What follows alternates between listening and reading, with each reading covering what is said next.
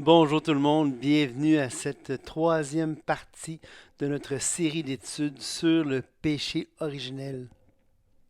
Aujourd'hui, on va poursuivre dans notre série, mais peut-être pour faire un résumé de ce qu'on a vu jusqu'à présent. Dans la première partie, on avait vu ensemble ce que voulait dire l'expression péché originel. On avait vu que c'était pas simplement, ça désignait pas simplement le péché de nos premiers parents, mais ça avait un contexte théologique, ça faisait partie d'une tradition théologique bien particulière. Hein, ça fait partie intégrante de la tradition augustinienne sur l'anthropologie, cette partie de la théologie qui étudie l'être humain, qui étudie la condition humaine.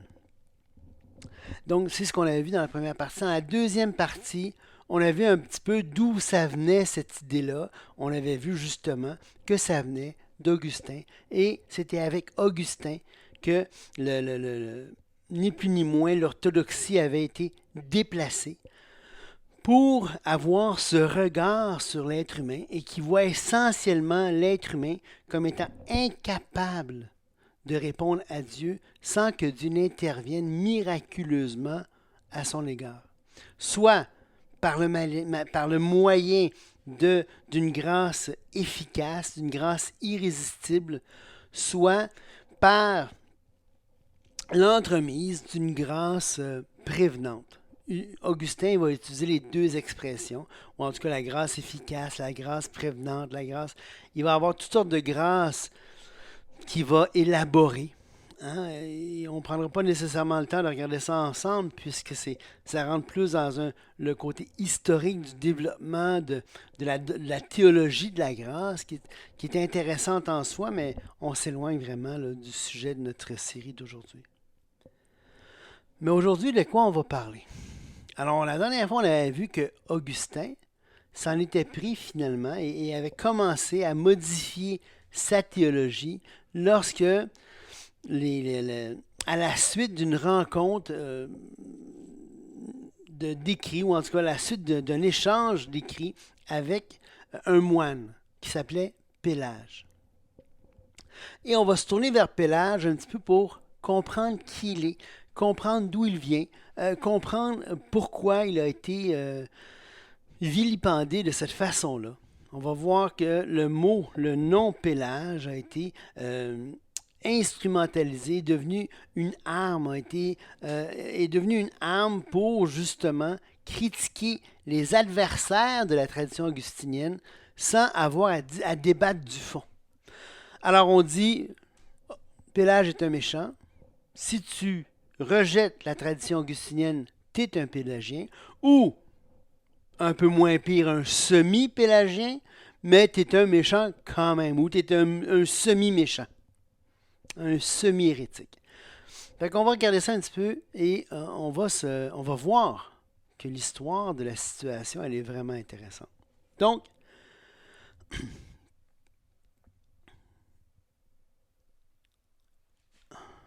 Pélage, lui, qu'en est-il?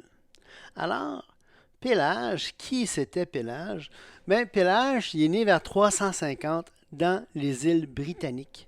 Il est né dans les îles britanniques et il va étudier le latin, il va étudier le grec, il va même aller jusqu'à enseigner à Rome. Vous savez, heureusement que les moines britanniques, même les moines irlandais, ont joué une grande partie dans l'histoire, un rôle important dans l'histoire de l'Occident pour préserver les savoirs issus de la civilisation gréco-romaine.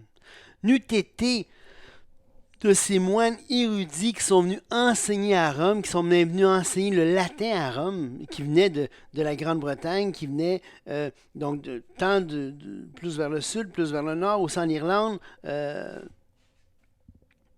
donc, de cette région-là, ils sont venus à Rome. Et ils ont vraiment eu un rôle important à jouer. Toujours est-il que Pélage, c'est un érudit. C'est un gars qui, contrairement contrairement à Augustin, il ne fait pas juste parler le latin, mais il parle aussi le grec. Il parle très bien le grec. Et vers 380, il va déménager à Rome. Et il va déménager à Rome, puis il va commencer à enseigner à Rome, aux gens de Rome. Et il va y avoir les barbares, hein, les Goths, les Wisigoths et tout ça, ils vont descendre du nord et ils vont assiéger Rome.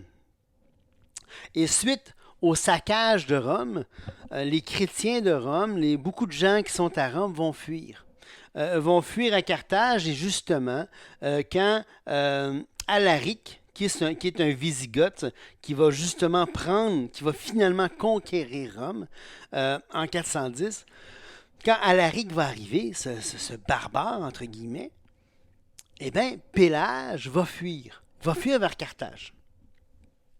Et là, il va rentrer, ni plus ni moins, en contact. Il va prendre connaissance des écrits d'Augustin. Puis, au début, c'est comme, il comprend pas. Il va même commencer à débattre ces idées-là en utilisant les écrits d'Augustin qu'Augustin avait écrits de sa première période. Parce qu'il ne comprend pas. Il dit, voyons donc, c'est ça que tu as écrit, qu'est-ce que tu fais là? Et il va commencer à entretenir une conversation comme ça, un échange épistolaire, un échange de lettres, un échange de courrier. Puis même ailleurs, il va essayer de débattre. Il ne comprend pas au début. Là. Au début, c'est tout à fait innocent, là, lui. Là. Il ne veut pas commencer une polémique à pu finir. Il ne veut surtout pas devenir un hérétique. Et là, suite à ça, Augustin est ni plus ni moins outré de la situation. Et on se rappelle, on avait vu dans la vie d'Augustin qu'Augustin est un rhéteur. Augustin il a été formé dans la rhétorique. Il n'a pas été formé comme philosophe. Augustin est formé comme rhéteur, comme rhétoricien. Et le propre des rhétoriciens, c'est qu'ils savent argumenter et ils savent s'assurer de recadrer le débat pour gagner la bataille. Et c'est ce qu'Augustin va faire dans le débat avec Pélage. Et Pélage, malheureusement, Pélage qui est un gars qui est à toute fin pratique exemplaire, hein, tout le monde. Et ce qui est intéressant de Pélage, c'est contrairement à ce qu'on peut penser, et ce qui est étonnant pour Pélage, on va regarder un petit peu tout à l'heure. Je me souviens plus si j'ai pris les notes là-dessous. J'ai peut-être pensé que c'était au-delà du sujet de notre série, mais imaginez-vous qu'on a retrouvé un bon nombre, si je pense qu'il y a une centaine, et si ce n'est pas plus, de manuscrits des écrits de Pélage, et que pendant le Moyen Âge, certains écrits de Pélage passaient pour être des écrits issus du Concile de Nicée. Tellement sur la Trinité, il était absolument orthodoxe. C'était vraiment un gars qui était intelligent, un érudit. Si vous avez l'occasion de le trouver sur Internet, son commentaire sur l'Épître aux Romains, c'est fascinant, c'est intéressant. C'est sûr que c'est décontenançant parce que c'est comme un autre monde, mais je vous encourage à aller le lire.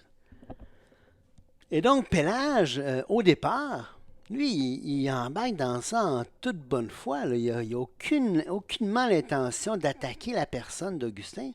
Mais Augustin, bon, sans vouloir nécessairement lui imputer des motifs déraisonnables ou des motifs impurs, toujours est-il que Augustin va répondre à ça avec une liste de 14 accusations d'hérésie. Il va dresser une liste de 14 accusations d'hérésie et Pélage va être convoqué 3 fois. Il va être amené, entre guillemets, en cours 3 fois sous accusation d'hérésie. Et dans les 3 fois, il va être disculpé. Il va dire lui-même, je déclare anathème ceux qui croient ces 14 éléments-là. Et sur les 14 éléments, il y a peut-être la moitié d'un des 14 éléments que peut-être Pélage aurait pu endosser un petit peu. La moitié de 1 sur les 14. En ce sens, il est le premier semi-pélagien. Il croit 1/28e des accusations dont on l'accuse. Et donc, c'est absolument farfelu, ces accusations-là. Et longtemps, moi, quand j'ai pris mes cours au collège biblique, on disait que Pélage, on vilipendait Pélage, on l'accusait de tous les torts, et on utilisait non pas les écrits de Pélage pour décrire ce que Pélage croyait, mais on utilisait les écrits d'Augustin. Et il n'y a aucune commune mesure entre les deux.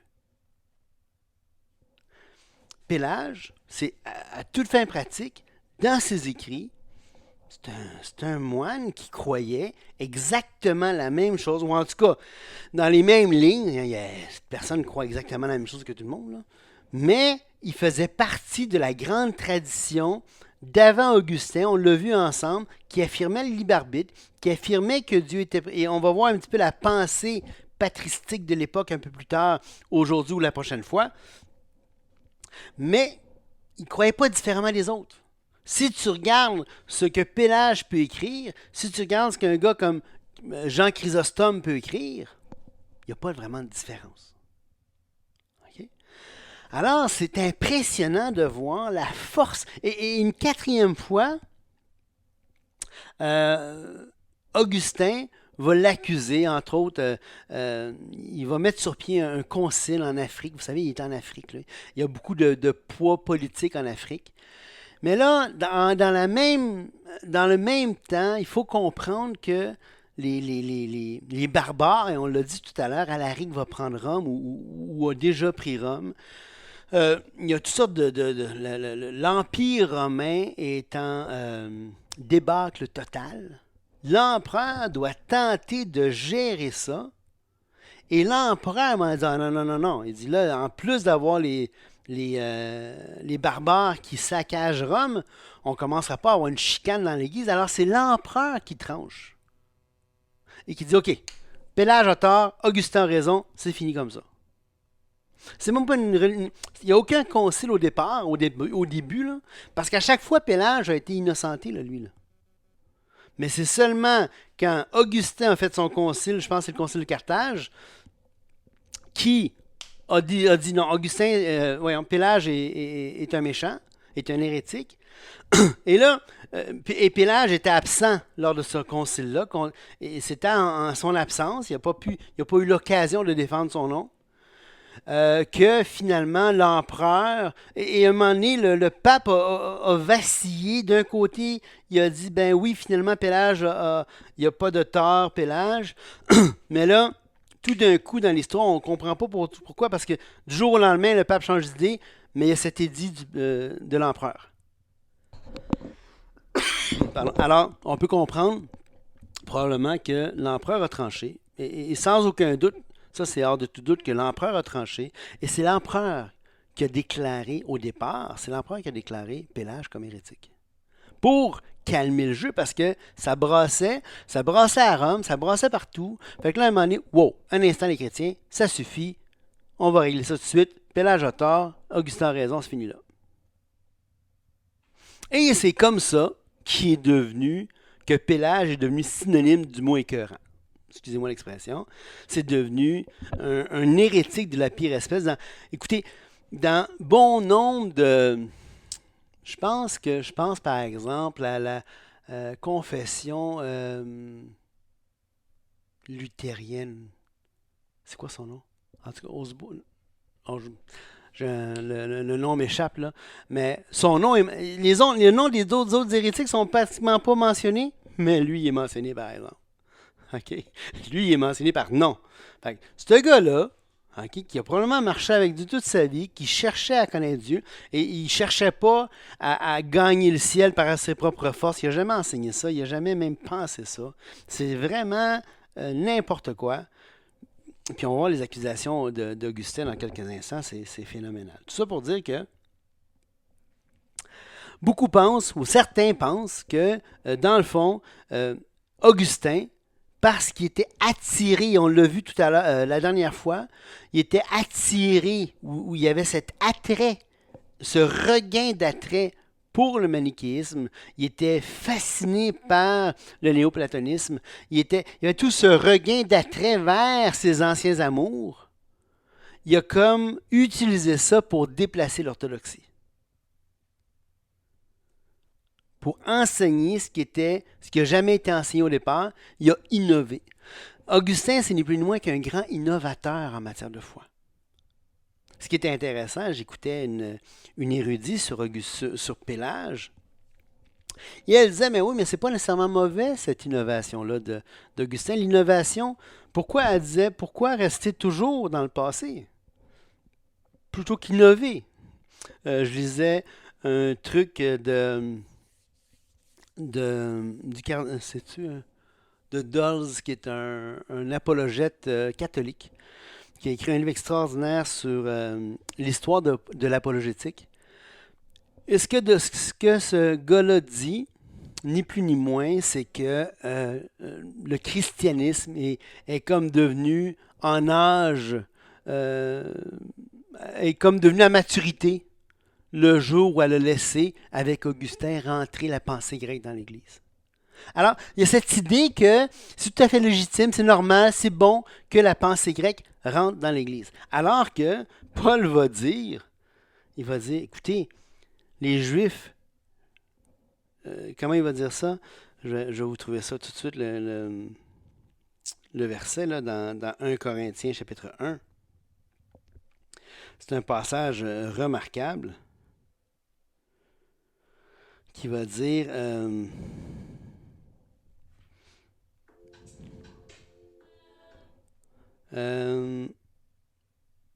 les Juifs demandent des miracles et les Grecs cherchent la sagesse.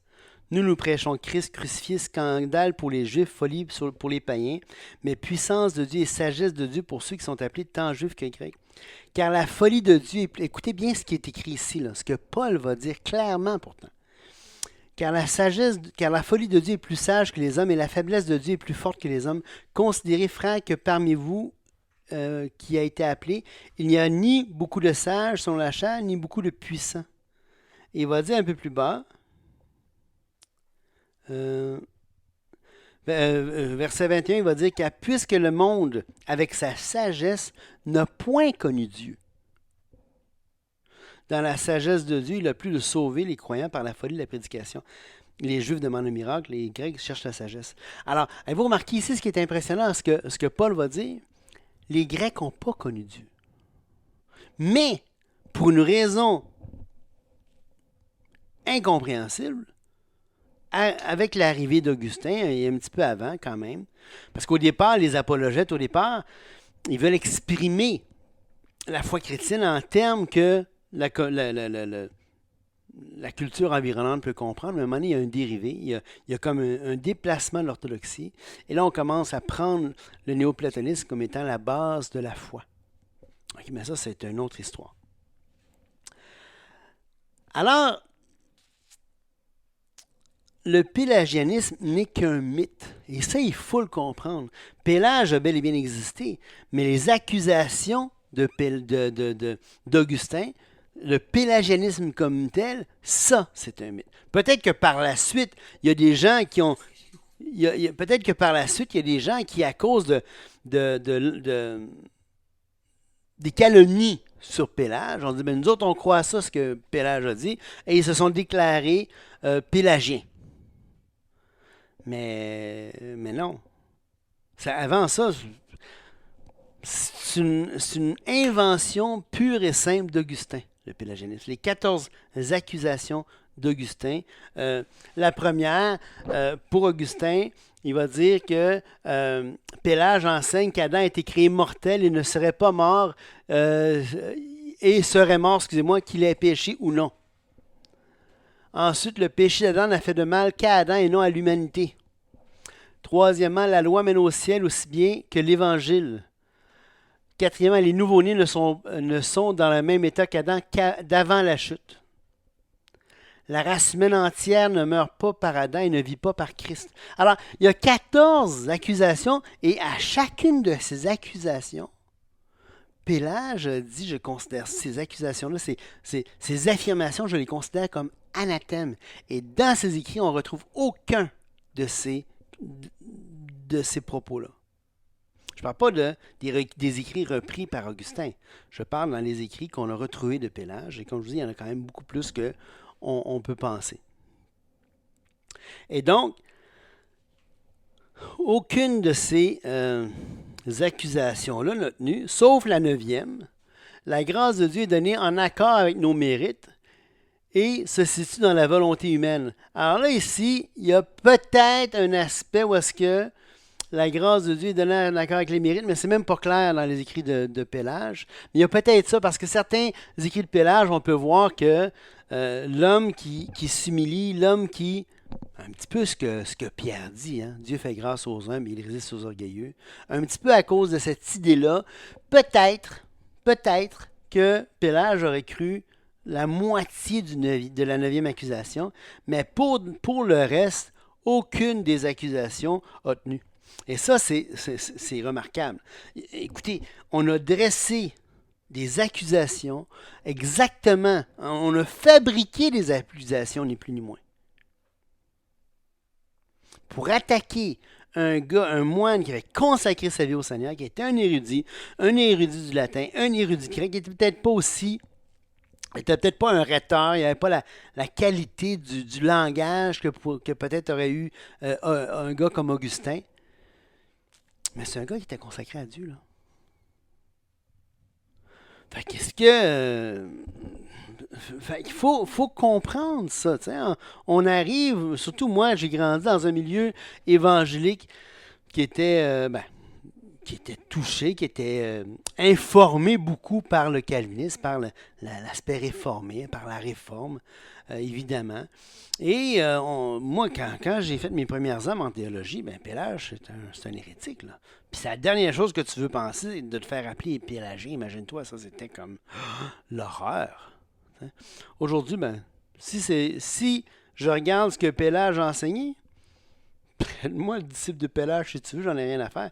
Mais c'est pas vrai. Pélage n'a jamais été pélagien. Okay? Je ne le suis pas non plus, là. Mais Pélage n'a jamais été pélagien.